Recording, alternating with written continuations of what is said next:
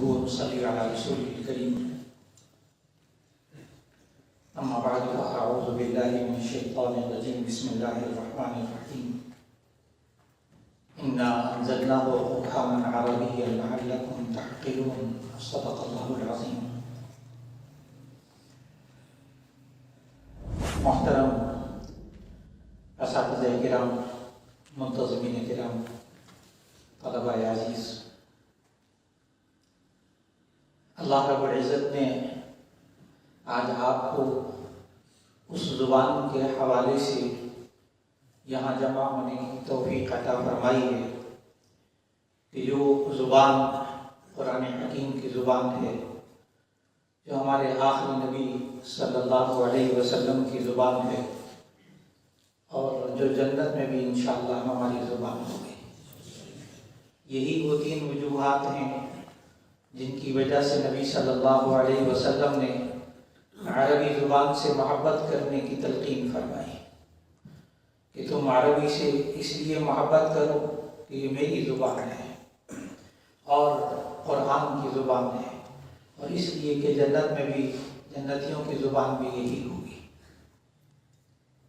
اور پھر اس زبان میں قرآن حکیم جو نازل کیا اللہ تعالیٰ نے، جو آیت ابھی شروع میں تلاوت کی کہ انا انزلناہ قرآنا عربیا لعلکم تعقلون، بے شک ہم نے قرآن حکیم کو عربی زبان میں نازل کیا لعلکم تعقلون. میں لعلکم تعقلون پر تھوڑی سی بات کرنا چاہتا ہوں. انا انزلناہ قرآنا عربیہ پہ باقی علماء بات فرمائیں گے انشاءاللہ.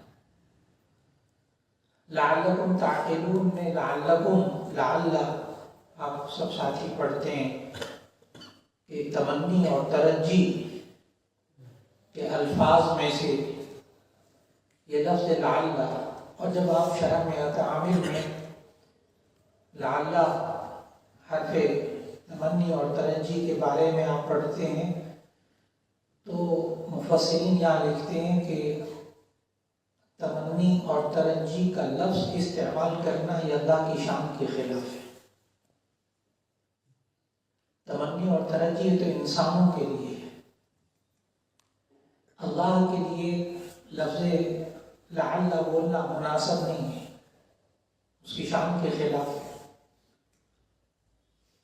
چنانچہ بخاری شریف میں آپ پڑھتے ہیں، آپ کے اساتذہ پڑھاتے ہیں کہ حضرت عبداللہ ابن عباس رضی اللہ تعالیٰ عنہ نے یہ فرمایا کہ پورے قرآن مجید میں جہاں کہیں لفظ لعل ہے وہ امید کے معنی میں ہے، وہ تمنی اور ترجی کے معنی میں نہیں.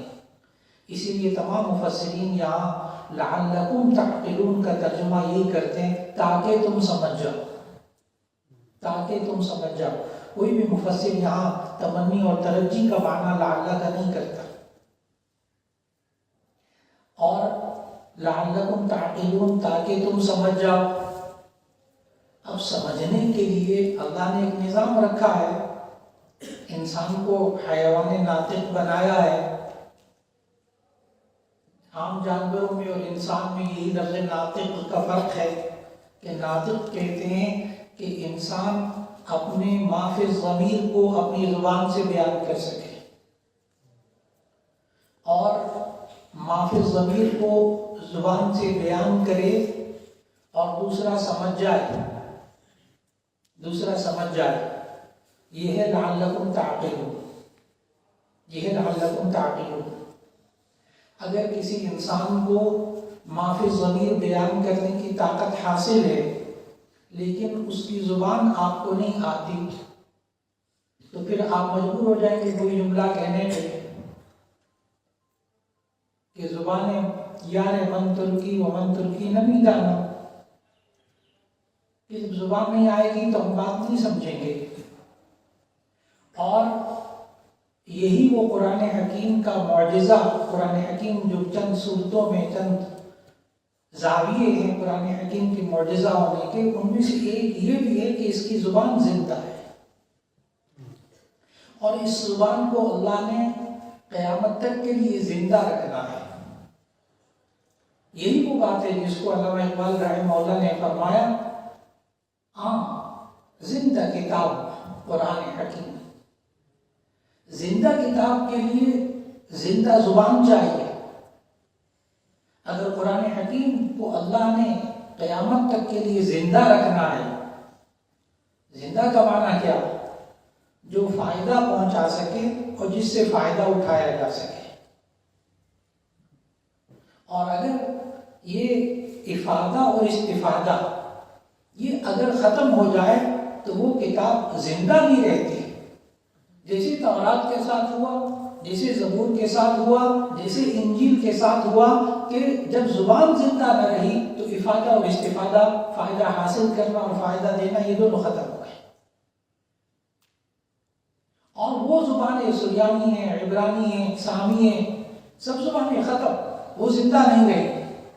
اور زبان کو زندہ رکھنے والے کون؟ آپ حضرات، آپ اہل علم۔ تو اللہ تعالیٰ نے قرآن حکیم کے لعلکم تعقلون، تاکہ تم سمجھ جاؤ، اس سمجھنے اور سمجھانے کے عمل کا امکان صرف اس وقت تک ہے جب تک کہ یہ زبان زندہ ہے۔ اور اللہ تعالیٰ نے اس کو قرآن مجید کو کتاب ہدایت بنایا تا قیامت انشاءاللہ یہ زبان زندہ رہے گی۔ لیکن اس زندہ رہنے کے لیے اس کے لیے سب سے اہم ترین چیز کہ اس کو بولا جائے، اس کو لکھا جائے، اس کو سنا جائے، اس کو پڑھا جائے۔ کسی بھی زبان کو زندہ رکھنے کے لیے ان 4 سکلز میں آنا اس کو ضروری ہے۔ وہ زبان ریڈنگ میں موجود ہو، رائٹنگ میں موجود ہو، لسننگ میں موجود ہو، اسپیکنگ میں موجود ہو، لکھنا، پڑھنا، سننا، بولنا۔ اللہ جزائے خیر دے شیخ فضل کو، جنہوں نے یہاں یہ ماحول بنایا کہ ساتھی کی بھی تقریب سنی میں نے۔ ہمارا استادوں کا ایک ہی کام ہوتا ہے، مارکنگ کہاں غلطی ہوئی ہے نشاندہی کرنا۔ میں اس ساتھی کی تقریب میں ایک غلطی بھی نہیں نکال سکا۔ یہ ایک فضا بنانا جس میں کہ یہ 4 سکلز آ رہی ہوں، یہ آج زبان کو زندہ رکھنے کا طریقہ ہے۔ اللہ رب العزت آپ کے اساتذہ کو بے جزائے خیر عطا فرمائے کہ جنہوں نے محنت فرمائی اور یہاں محنت کر رہے ہیں، اور زبان کے، عربی زبان کے اس عالمی دن کے موقع پر ہمارا جیسے تمام احباب بزرگ یہ فرماتے ہیں کہ ماں باپ کا ادب و احترام، ماں باپ کا ایک عالمی دن ہوتا ہے، ایک فلاں کا عالمی دن ہوتا ہے، لیکن ہمارا تو ہر دن عربی کا دن ہوتا ہے الحمدللہ۔ صرف ایک دن کے لیے نہیں، یہ تو زندگی کے مختلف لمحوں کے لیے ہے۔ اور آپ میں سے بھی ہر ایک الحمدللہ عربی بولتا ہے۔ آپ السلام علیکم ورحمۃ اللہ کہتے ہیں تو عربی میں، آپ کا کیا حال ہے، ٹھیک ہے، اردو میں پوچھا، جواب آتا ہے الحمدللہ خیریت سے ہوں، عربی بولی۔ آپ کو کسی نے ہدیہ دیا، یہ آپ لے لو، چلو اردو بولی۔ آپ نے آگے سے کہا جزاک اللہ، آپ نے عربی بولی۔ آپ جتنی دعائیں پڑھتے ہیں آپ عربی بولتے ہیں۔ آپ قرآن حکیم کی تلاوت کرتے ہیں، عربی بولتے ہیں۔ 5 وقت نماز میں آپ عربی بولتے ہیں، عربی سنتے ہیں۔ اور یہی وہ چیز ہے کہ جو کسی زبان کو زندہ رکھتی ہے۔ اللہ رب العزت جو اصل مقصد ہے اس زبان کو زندہ رکھنے کا، اور وہ یہ ہے کہ یہ انسان قرآن حکیم کو سمجھے اور اسے سمجھائے اور اس کے مطابق عمل کرتا رہے۔ یہی مقصد ہے عربی کو زندہ رکھنے کا۔ اور آخر میں عربی میں وہی دعا پڑھوں گا جو ہمیں قرآن مجید نے سکھائی، جو جنتیوں کے ہاں ہوگی کہ وآخر دعواہم